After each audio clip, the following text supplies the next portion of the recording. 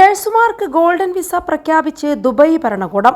Dubai കിരീടാവകാശി Sheikh Hamdan bin Mohammed bin Rashid Al മക്തൂമാണ് ഇത് സംബന്ധിച്ച പ്രഖ്യാപനം നടത്തിയത്.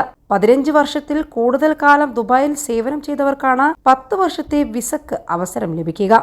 സമൂഹത്തിന് നൽകുന്ന സേവനത്തിന്റെ മൂല്യവും ആരോഗ്യ മേഖലയുടെ ഗുണനിലവാരവും മെച്ചപ്പെടുത്തുന്നതിൽ നഴ്സുമാരുടെ സുപ്രധാന പങ്കും പരിഗണിച്ചാണ് തീരുമാനമെടുത്തിട്ടുള്ളത്.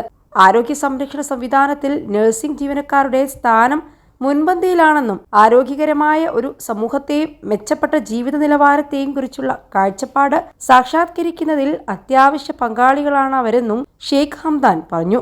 രോഗി പരിചരണത്തിനായുള്ള അവരുടെ ദൈനംദിന സമർപ്പണത്തെയും മറ്റുള്ളവരുടെ ക്ഷേമത്തിനായുള്ള പ്രതിബദ്ധതയും പ്രശംസിക്കുന്നു. ദുബായ് അവരുടെ മികവിനെ വിലമതിക്കുകയും സമർപ്പണത്തോടെ സേവിക്കുന്നവരെ ആദരിക്കുകയുമാണ് ചെയ്യുന്നതെന്ന് അദ്ദേഹം കൂട്ടിച്ചേർത്തു.